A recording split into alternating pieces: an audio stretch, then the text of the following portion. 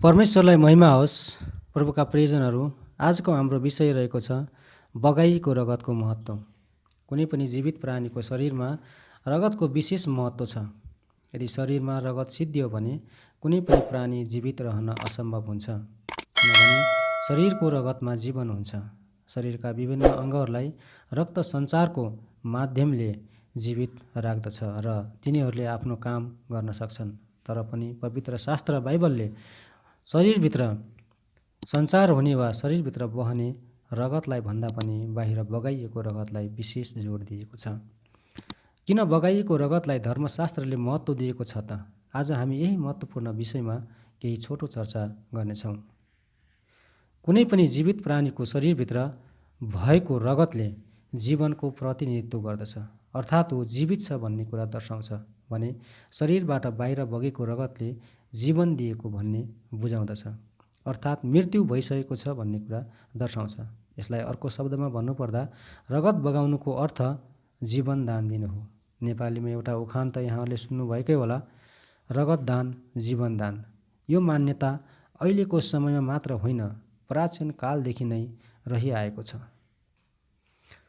यो परमेश्वरले दिएको मान्यता हो। पवित्र धर्मशास्त्रमा यसरी लेखिएको छ, रोमीको पुस्तक 6 अध्यायको 23 पदमा, किनकि पापको ज्याला मृत्यु हो, तर परमेश्वरको सित्तैको वरदान ख्रीष्ट येशू हाम्रा प्रभुमा अनन्त जीवन हो। परमेश्वरको यस पवित्र वचनलाई केही क्षण हामी गहिरिएर मनन गरौँ। जब सर्वशक्तिमान परमेश्वरले ब्रह्माण्डलाई रच्नुभयो, आदिमा उहाँले आकाश मण्डल र पृथ्वी रच्नुभयो, सूर्य चन्द्रमा बनाउनुभयो, पृथ्वीमा विभिन्न बोट बिरुवाहरू उमार्नुभयो र विभिन्न जीव जीवातहरू बनाउनुभयो। यावत थोक सृष्टि गरिसकेपछि अन्त्यमा मानिसलाई विशेष महत्त्वसहित आफ्नै स्वरूप र प्रतिरूपमा बनाउनुभयो र सम्पूर्ण पृथ्वीको अधिकार उसलाई दिनुभयो। यस अन्तर्गत सृष्टि गरेका यावत थोकहरूको अस्तित्व लामो समयसम्म रहिरहोस् भन्ने उद्देश्यले उहाँले सृष्टिमा विभिन्न नियमहरू पनि बनाउनुभयो, जस्तै दिनपछि रात हुनु, सूर्य र चन्द्रमा पूर्वमा उदाएर पश्चिममा अस्ताउनु, विभिन्न ग्रहहरू निरन्तर आफ्नै परिधिभित्र घुमिरहनु, हावा निरन्तर बहिरहनु जस्ता धेरै नियमहरू बनाएर सृष्टि गरिएका यावत थोकहरूलाई त्यो नियममा रहने आज्ञा पनि दिनुभयो र ती सबै थोकहरूले उहाँको आज्ञा आजको दिनसम्म मान्दै आइरहेका छन्। तर विडम्बना, उहाँले अति नै महत्त्व दिएर आफ्नै स्वरूप र समानतामा बनाएको मानव जातिले मात्र यो नियमलाई मान्न चाहेन र उहाँको आज्ञा उल्लङ्घन गर्यो। यो कुराले परमेश्वरलाई साह्रै नै दुखित तुल्यायो र उहाँले मानिस जातिलाई आफ्नो उपस्थितिबाट बाहिर निकालिदिनुभयो। फलस्वरूप परमेश्वरसँग मानिस जातिको सम्बन्ध विच्छेद भयो र ऊ एक्लियो। उसले आफ्नो सबै अधिकार र सामर्थ्य गुमाएर यही मौका छोपी पापले उसलाई आफ्नो अधीनमा ल्याएर उसको जीवनमा मृत्युलाई प्रवेश गरायो। यो कुरालाई अघि हामीले धर्मशास्त्रको खण्डबाट पनि हेरिसकेका छौँ। पापको ज्याला मृत्यु, जुन चाहिँ मानिसले पाप गरे बापत अनिवार्य रूपमा पाउनुपर्ने दण्ड हो। यसकारण मृत्युको यस भयानक दण्डबाट बच्ने उपाय चाहिँ एउटै थियो, पाप गर्ने व्यक्तिको साटोमा अर्कोले मरिदिनुपर्ने वा रगत बगाइदिनुपर्ने हुन्थ्यो। अघि मैले माथि उल्लेख गरिसकेको छु कि बगाइएको रगतले मृत्युको प्रतिनिधित्व गर्दछ, अर्थात् जीवन दान गरिदिएको भन्ने कुरा बुझाउँदछ। प्रियहरू, म तपाईँलाई बाइबल धर्मशास्त्रमा घटेको एउटा वास्तविक घटनालाई प्रस्तुत गर्दै बगाइएको रगतको महत्त्वको बारेमा केही प्रश्न पार्न चाहन्छु। म तपाईँलाई एकचोटि पवित्र शास्त्रबाट प्रस्थानको पुस्तक 12 अध्यायको 1 पददेखि 13 पदसम्म हेर्न आग्रह गर्दछु। यहाँ उल्लेख गरेको एउटा घटनाअनुसार परमेश्वरद्वारा चुनेका जाति इस्राएलीहरू 430 वर्षसम्म मिस्र देशमा दासत्वको जीवन बिताइरहेका थिए र उनीहरूले सर्वोच्च परमेश्वरको आराधना गर्न पाइरहेका थिएनन्।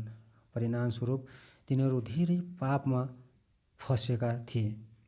तिनीहरू मिस्र देशमा जीवित परमेश्वरको आराधना गर्न र धार्मिक जीवन जिउनबाट वञ्चित गरिएका थिए, जुन कुरा परमेश्वरको इच्छा विपरीत थियो।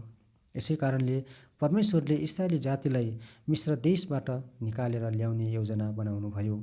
सोही योजना स्वरूप परमेश्वरले आफ्नो दास मोसा नाउँ भएका एकजना व्यक्तिलाई यो कामको जिम्मा दिनुभयो।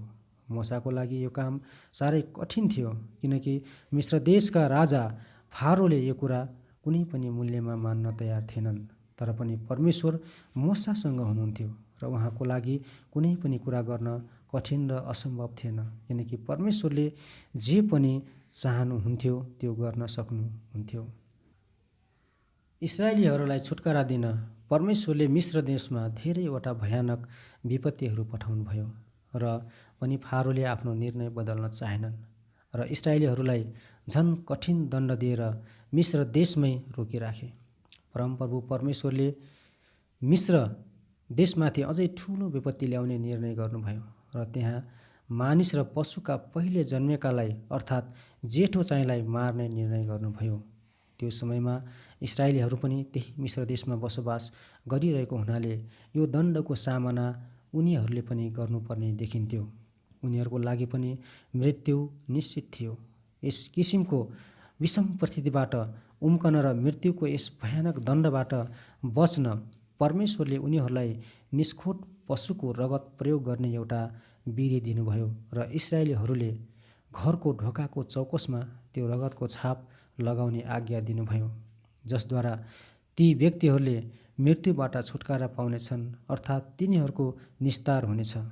निस्तारको अर्थ चाहिँ छुटकारा भन्ने हुन्थ्यो। ढोकाको चौकसमा लगाइएको रगतले यो कुरा प्रस्ट्याउँथ्यो कि एउटा मृत्युको दण्ड पाउन लागेको व्यक्तिको सट्टामा एउटा निर्दोष पशु मारिएको छ। यस घटनाद्वारा परमेश्वरले पाप प्रायश्चितको मार्ग खोलिदिनु भएको थियो।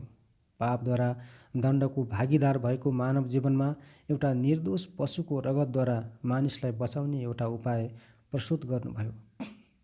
मानिसले चुकाउनु पर्ने मृत्युदण्डको मूल्य एउटा निर्दोष पशुले आफ्नो रगत बगाएर चुकाइदिएको थियो। यी सबै कुरा चाहिँ परमेश्वरले मानव जातिलाई देखाएको असीम कृपा र अनुग्रहद्वारा भएको थियो। यसरी क्षमा पाउनु मानिसको सामर्थ्यको कुरा थिएन, यो त परमेश्वरको असीम कृपाले मानिसले दया पाएको थियो। अनि त्यस रात परमप्रभु मिस्र भएर जानुभयो र मिस्र देशका सिंहासनमा बस्ने फारोको जेठो छोरोदेखि लिएर झ्यालखानामा बस्ने कैदीको जेठो छोरोसम्म सबै गाई वस्तुका पहिले बिहाका समेत मिस्र देशमा सबै पहिले जन्मेका परमप्रभुको क्रोधमा परि मारिए। मिस्रमा ठुलो रोवाबासी भयो, किनकि त्यहाँ एउटा नमरेको घरै थिएन। तर यस भयानक विपत्तिको क्षणबाट चाहिँ इस्राएलीहरूले छुटकारा पाए, किनकि उनीहरूको घरमा बगाइएको रगतको छाप थियो। त्यसले यो जनाउँथ्यो कि उनीहरूको सट्टामा अरू कोहीले रगत बगाइसकेको छ वा अरू कोही मरिसकेको छ। यति बेलादेखि नै इस्राएलीहरूले यो विधिलाई प्रत्येक वर्ष चाडको रूपमा मनाउन सुरु गरे, जसलाई निस्तार चाड भनिन्थ्यो। यो चाड मनाएदेखि परमेश्वरले रगतको बलिदानको महत्त्वलाई प्रकट गरिदिनुभयो। यसैले रगत जीवनको प्रतीक हो र बगाइएको रगत मृत्युको प्रतीक हो। रगतको बलिदानको विधि स्वरूप परमेश्वरले मानव जातिलाई दिएको एउटा नियम थियो। परमेश्वर आफै एउटा नियम हुनुहुन्थ्यो। उहाँले जुन नियममा सृष्टिलाई राख्नु भएको छ त्यो नियमलाई बदल्न खोज्नु वा व्यवस्था गर्नु चाहिँ विनाश निम्त्याउनु हो। आज सूर्यले म केही छिन उद्याउँदैन भन्यो भने, हावाले म आज विश्राम गर्छु भन्यो भने सोच्नुहोस् त त्यति बेला कस्तो भयावह स्थिति होला। यसै कारण परमेश्वरद्वारा बनेका नियमहरू उहाँ आफैले पनि पुरा समयसम्म पालन गर्नुहुन्छ। बलिदानको यस नियमलाई पालन गर्दै उहाँले कल्वरी क्रुसमा आफ्नो रगत बगाएर मानव जातिको छुटकाराको मूल्य चुकाइदिनु भयो र हामीहरूलाई जीवनदान दिनुभयो।